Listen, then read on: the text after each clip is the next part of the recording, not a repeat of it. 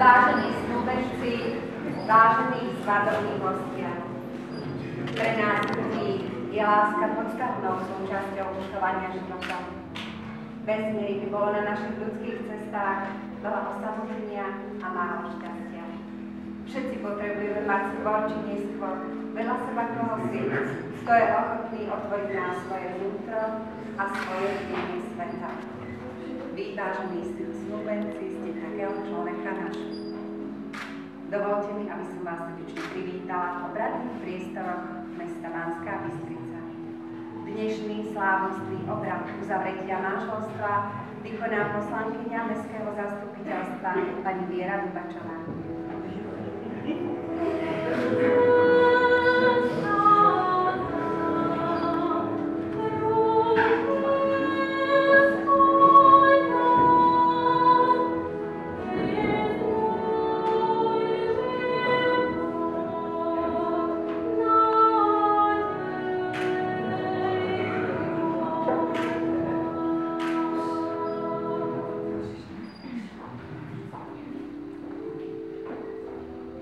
Vážená pani poslankyňa, predstavujem vám snúbencov, a to ženíka pána Viliama Čundelíka, narodeného v Banskej Bystrici, s trvalým pobytom v Tureckej, štátneho občana Slovenskej republiky, a nevestu slečnú Danielu Košťalovú, narodenú v Banskej Bystrici, s trvalým pobytom v Banskej Bystrici, štátnu občianku Slovenskej republiky. Snúbenci vyhlasujú, že nie sú známe žiadne okolnosti, ktoré by prekážali uzavrieť manželstvo, že si navzájom poznajú svoj zdravotný stav a dohodli sa, že budú užívať spoločné priezvisko Čunderlíková. Zároveň tlmočím žiadosť snúbencov, aby ste vykonali akt uzavretia manželstva. Vážení snúbenci, váš hlboký cit, túžba byť spolu vás priviedli sem, aby ste verejne potvrdili svoje rozhodnutie odnes kráčať cestou životom spolu. Týmto rozhodnutím zverujete jeden druhému vaše najväčšie bohatstvo. Nádej, vieru, ale hlavne lásku. Nech skutočnosť, že svoje osudy môžete spojiť, je pre vás šťastie. Veď nie každému je v živote súdené stretnúť svoju vyvolenú blízku dušu. Láska je tvorbou. Nestačí narodiť sa, treba rásť a rozvíjať sa, to hovorili starí Egypťania. Až vtedy vraj človek naplní svoje poslanie.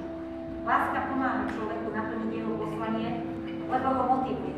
Ak sa dvaja milujú, láska im dáva silu prežiť v akýchkoľvek podmienkach, pretože ich motivuje a podnecuje. Ponúka im pocity a túžby k pretváraniu podmienok či seba samého.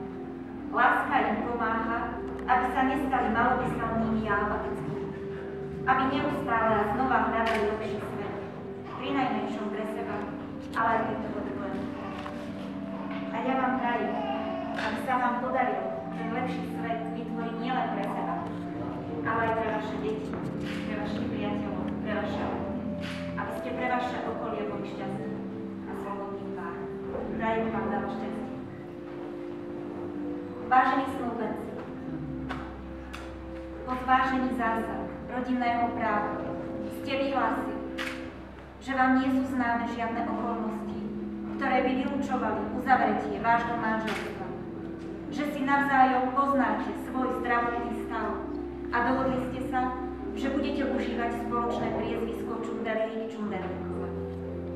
Týmto ste splnili predpoklady na uzavretie manželstva. Vašu vôľu uzavrieť manželstvo máte ešte každý osobitne a slávnostne prejaviť. Prosím prítomných hostí, aby vstali.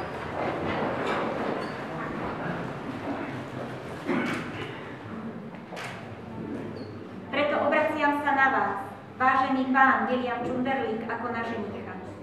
A pýtam sa vás, či tu s prítomnou nevestou, slečnou Danielou Koštialovou, uzavierate manželstvo.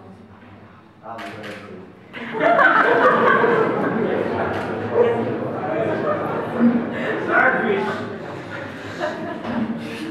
Taktiež vás, slečna Daniela Koštialová, ako nevesty sa pýtam, či tu s prítomným ženichom, pánom Viliamom Čunderlíkom, uzavierate manželstvo.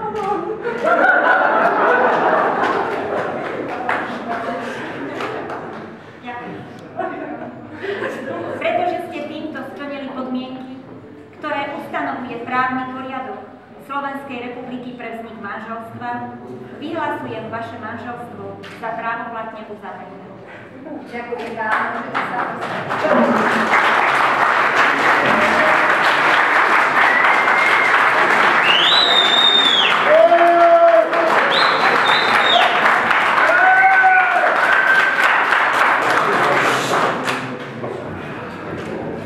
Teraz vás poprosím, aby ste si na pamiatku dnešného dňa vymenili navzájom súdne listine a dali si prvý manželský bod.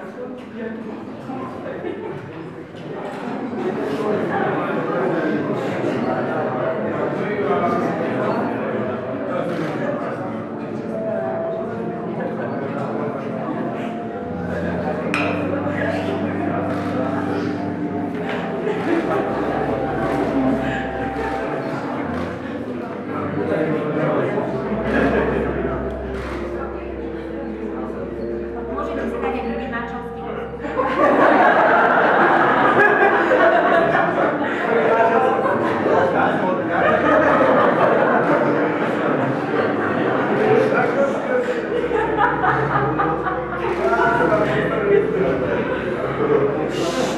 Vážení novomanželia,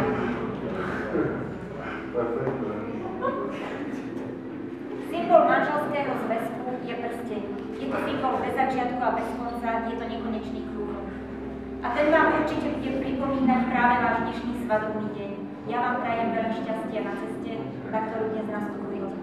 Teraz poprosím vás, ako aj vašich svedkov, aby ste podpísali zápisnicu o uzavretí manželstva.